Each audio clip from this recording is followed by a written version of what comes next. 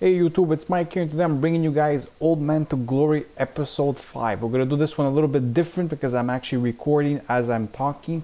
So you're not going to see me in the upper right corner video, whatever you want to call it. You're not going to see me, basically ain't going to see my old face in this video. So all you're going to be hearing is my old voice. Anyways, listen up. This video is going to be based on the weekend league, me talking about the team that I've used, and I've used a very non-expensive team that anybody could use. Now this is the team that you're gonna see here. Now you're gonna remove the right back that you see in that picture, but before we go into that, let me show you exactly what I've done in the weekend league. So in the weekend leagues, if we go to leaderboards, I've made gold 3 with 5 games remaining. Now I'm not gonna play the next 5 games. The reason why I'm not gonna play the next 5 games is because when you look at gold 3 rewards and gold 2 rewards, for some reason, besides the coins, the 15,000 coins more, seriously speaking, I would rather have a rare player pack than a rare gold pack. Now, the rare mega packs are better than the mega packs, but it's because the rare player pack for me is what makes me decide gold 3 feels better than gold 2. I could be completely wrong. It's just my personal opinion, okay? So, and first of all, it doesn't even mean I would reach gold 2 because I would have to win 3 of my next 5 games. Now, I'm on pace for it. Doesn't mean I would achieve it, okay?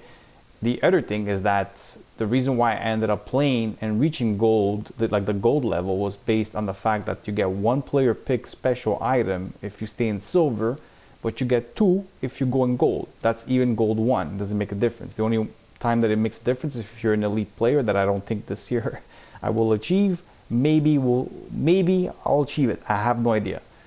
For now, we're achieving gold 3 for this weekend, and I'm happy with my result. The reason why I'm happy with my result is based on the fact that the games that I played, you guys could have watched some of them on stream because I played, I think, 11 games when I was on stream. I was 6-5, something like that. I'm not exactly sure. If you guys go check it out, you'll see that in my last stream to the Old Man to Glory, I was playing the weekend league and people were watching me.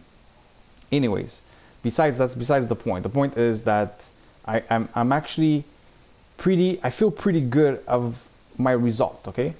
Based that I got gold 3 with 5 games remaining, with the team that I'm using, I think it's very good based on the fact what I was facing, okay? I've encountered a lot of teams that way. First of all, I encountered every single team. Let me make this clear. Every single team was better than my team, and I'll explain why they were better than my team. Also, another thing that I liked throughout the Foot Champions is that while I was doing Foot Champions, I was getting division rival weekly ranking score, whatever, the points. So as you can see, my skill rating is still very low for Division 5. I'm at 1,310, and you need 1,006 for Division 4. I will eventually try to achieve that. I think I'm going to be needing a better team to be more consistent, but I will eventually get there. You know, I just gotta upgrade my team. But I'll explain why my team hasn't been really upgraded yet, okay? Anyways, as you can see, I already have almost 17,000 points, and right now rank 1 is like 15,000 points. So by playing the weekend league, I actually kept myself in pace for rank 1, and that's actually pretty good because I didn't expect that to at the beginning that I started weekend league. I didn't know that we were gonna get weekly rival points throughout it. Eventually I found out as I started playing the games, I started seeing the points on the bottom. Now some people don't like this. Me personally, it's only normal I'm gonna like it because if I do end up playing weekend league, I mean I'm not gonna not take the points, right? I am gonna take the points if they're gonna give it to us. Anyways, so let's go to my team. As you can see, my team's name is RNG. I thought that was gonna be a little bit funny, but maybe not. Anyways, so the point is, you look at this team, and the only reason why you see this guy here, he's played 13 games, but he's only played 8 games throughout the weekend league, and 5 of them were in division rivals, okay? Now, I picked this guy up for 95k and removed this guy from the team, okay? Because the team wasn't really based on this guy. This guy here was just based on an investment that I decided to do before he goes higher in price. Because I believe he's one of those cards that may have a good chance of increasing to a higher price based on the fact that since he's a one to watch and he plays for Juve, and Juve has the best right back and left back in the game, and plus he links up very well with Ronaldo I figured that this would be a perfect investment. Wow, so I ended up buying him towards the end of the weekend league that I played. Okay, now, so we remove him and let's put a regular right back there. Actually, you know what? We'll remove him like this. So it's a lot simple. This is the guy I was actually using. Anyways, so we'll go to the prices of the team. I'll show you the custom tactics. I'll show you everything, and I'll explain the price of this team. For example, like if you go look at Zeko, for example, Zeko is around. I bought him for 4,002. You know, you get him for like low 4,000s. Okay. Belotti, same thing. I mean, Belotti's like, I got him for 5,002 because I got him with a hunter. But I mean, you could get Belotti for like under 2K. Look at that, 1.5K. Very cheap. It's because I wanted him with a hunter. But reality is, I actually had hunters in my inventory that I could have used, and for some reason I ended up paying for it. Bonaventure, very cheap card. I ended up getting him as an untradeable, but he's also under 2K. I can't say this guy's name correctly, but Brozovic, I think I said it correctly. He's very cheap also. I think he's like a K, like 1,000 coins, not even 900 coins. Alan is probably one of the expensive ones here. He's probably close to 5K, I would say. Yeah, 4,005. So it's, you know what I mean.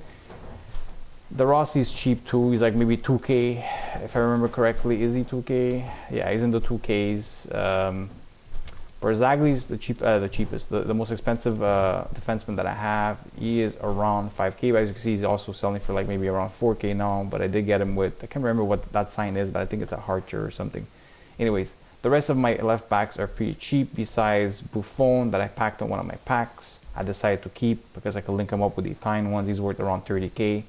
So you look at this team and you say to yourself, this is a maximum 60K team, maximum 60K, not even, I would say even 50,000 coins, you could actually afford this team. And if you would remove Buffon, you could probably afford and put another goalie, any Serie A goalie like an 83, whatever, you could probably afford this team for like 30 to, let's say, maximum 40K, maximum 40K.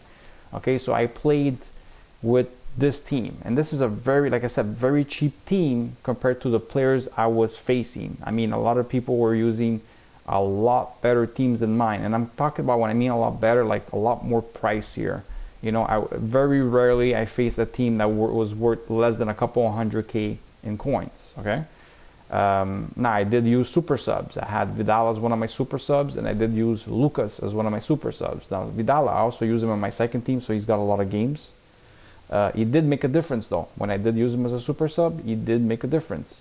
Lucas, the same thing. I used him in my other team, but when I did actually put him on, he did make a difference here and there sometimes. Not all the time though. I feel like this card here is not as good as it looks like. Overall, this is the reason why I felt good about my performance based on the team that I was using. I felt that I performed pretty well. Okay, now what people like to see is custom tactics. What do I do? There's only two things I do. This is basically my my balance formation. This is when I start the game. I don't change nothing. I go exactly like this with press after possession loss. I put the width lower based on the fact that I want to compress my defense. My depth, I keep it always at 50%, at least for my balance. I use fast built up. Sometimes I change it to possession. Sometimes I even change it to balance, actually. And when it comes to offense, I didn't touch nothing. I just left it exactly the way these things were. Okay.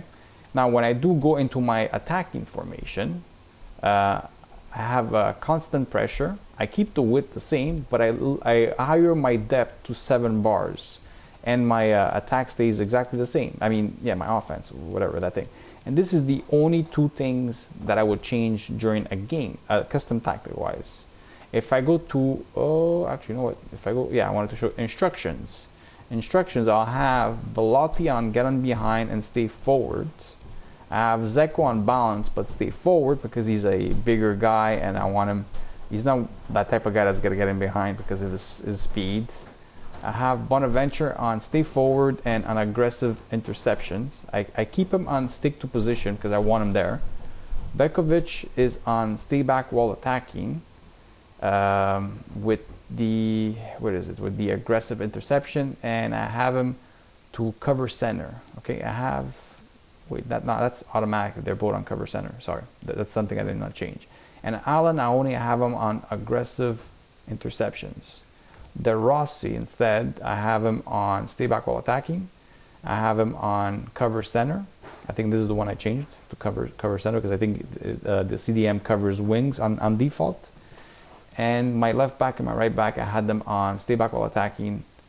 And I did change, no, I did not change nothing with my my central backs. Are exactly balanced. So those were the tactics or custom tactics formation that I was using at the beginning of the weekend league. I was actually using the 4-4-2, but I was having issues with it, so I ended up deciding to go back with the 4-1-2-1-2 narrow, where I felt more comfortable doing triangle, tic-tac-toes type of style, fast built up that I like to play. Okay, of course, I feel that if I would have a better team in front of me, my performance would have went a lot more smoother than what I had. Overall, based on, like I said, on the team I was using, I think I should actually be proud of myself to actually achieve goal 3 with 5 games remaining with this sort of team. A lot of people would not be using Zeko as their striker. I could guarantee you that you could play this game for a pretty long time and you're probably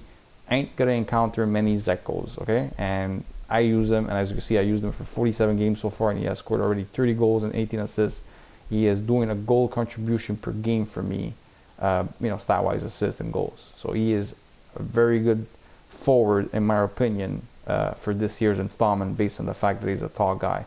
But Lotte, I played him for more because I had him pretty much, I think, pretty early on in the game. He's very good. His 5-star weak foot is something that's nice. I still feel sometimes he misses like some easy shots. He's definitely not the best forward to have, but he's definitely the best, cheapest forward you could have. I mean, when you're paying 1,500 coins for a 5-star weak foot player that has these type of like stats, you cannot complain. Of course, I do have a hunter on him, but you know what I mean. Like, his stats are definitely worth the price. I do not like Bonaventure. And this is one of the guys I was actually switching pretty quickly. As you can see, he's got a 3-star weak foot. I have a hard time when I have a camo with 3-star weak foot. I feel like I need at least 4-star. Now Lucas also has a 3-star, but Lucas does have more speed and more, more pace. Of course, more speed, pace, and speed, the same fucking thing. But you know what I mean. Shooting, passing, and dribbling just feels better with this card. Okay, this is why I was super subbing him a lot for Lucas. Vidal, I was pretty much looking at my midfield between the Rossi, Alan, and I can say his name, man. What's his name? Brozovic. That, by the way, Brozovic, very good card. I would look at who's low on stamina, and I would switch Vidal in. So let's talk about our midfield. Our CMs, Brozovic and Alan. Alan is not really much to say. Everybody knows this is a very good card. Go pick him up. He is one of the best CMs. For that kind of price in Serie A, if you're looking. There's also a Brazilian CM, so you can link up with a lot of teams. Brozovic, I was very impressed with this guy. As you can see, he does not score much for me offensively, but he does get the job done. As you can see, he does have 11 assists. He does have a 4-star weak foot. I still feel sometimes this guy has some pretty shit shooting sometimes. Like his finishing 69, maybe that's what it is. But otherwise, for an 80 overall, he is a very fantastic card. De Rossi is a perfect CDM. I mean, you look at his pace and you probably would say, nope, that's not the guy I would want to use. But I'm telling you guys, this guy here is actually pretty damn good. Even if his stamina is a bit low, and this is where I told you that sometimes I would look up who was low on stamina and I would put Vidal. This was one of his issues, but overall he is very strong. He is 6 feet, not the tallest CDM, but definitely not the shortest. As you can see, he did perform offensively for me also a little bit with 3 goals and 3 assists. He did have 2 yellow cards because I was being very aggressive with him. Overall, I'm telling you, he is a very good CDM. Romagnoli, I can't say his name. Anyways, he's Italian and I can't say his name, imagine. Not much to say about this guy. He actually asked 2 goals for me. Believe it or not, these are corner goals, right? The corner goals are pretty OP this year. So because he's 6'2", he's able to get in there and do a header here and there. That's one thing I wanted to say about Zeko. Actually, Zeko won me a lot of corners. Not bicycle kicks. I mean pure headers. He is just a header machine. Barzagli. A lot of people look at this guy and the first thing they'll look at is his stamina, and they'll see 53 stamina. I think that is completely bullshit. This guy does not have 53 stamina. At least in game, it doesn't feel like he has 53 stamina. He's actually a guy that lasts the whole game. I haven't really seen huge drop in stamina when I look at the, you know, when you're looking at your players and you look at the stamina. It's not like his stamina is completely dead. Maybe it's because he stays back and he doesn't really move up front much because he is a low attacking work rate. So maybe that's why his stamina doesn't really matter as much as it says on paper. Now, of course, there's better guys out there, but just to say, so I did use this guy for a lot. As you see, 34 games. He is a cheap right back that is actually decent. He is also 6 feet, so that's good. And of course, he's a 4-star weak foot. That's always good if you're looking for somebody for, you know, passing and stuff like that. And his stamina is very high. So overall, and his speed is decent. So overall, he's a good right back. I mean, he's not the best, but he's definitely a good right back. I was actually very impressed with this guy. This guy is actually the guy that takes my penalty shots, believe it or not, because my team was so low on people that could take penalties that I had to use this guy here when I used to get a penalty. And he was actually pretty good at finishing them. Overall, he is a pretty good left back. You look at his stats and you say, doesn't look that great. But believe it or not, this guy is actually pretty good. I can't remember what chemistry style that is because they changed the pictures of them. But I put one that was more defensively to give him more defensively stats. And overall, I'm very impressed with how good this player was. Buffon. I mean, I don't know. I didn't want to sell him because I felt that he was going for only 30k, and an 88 overall with any high SBC coming out, he will increase in price, and then I will, you know, cash in on my profit instead of selling him for 30k. That was the main reason why I kept him. Did he perform well? There were some games that he was a little bit off or a little bit slow, or he just kind of just stood there.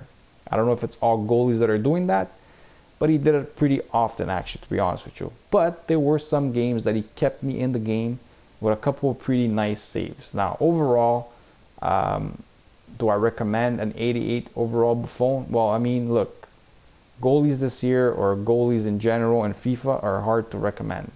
I know that De Gea is good. I've seen a lot of people use the other guy, Courtois. A lot of people are saying good things about him. I don't know. I mean, I haven't tried those yet. The only goalie that I played with is Buffon, and what was the other guy? Well, I mean, I played with other ones, but I mean, like I played from the Liga one, but you know, whatever. I played with other goalies. Like, okay, who did I try, man? Who did I try? I tried a couple of them. I played with this guy. I played with Czech. Did I have any untradeable ones? I'm not even sure. Just give me 1 second. I just want to see if I had untradeable ones. I think I did. Yes, I did. I'm not sure if I played with any of them. Maybe I did. Not 1 second.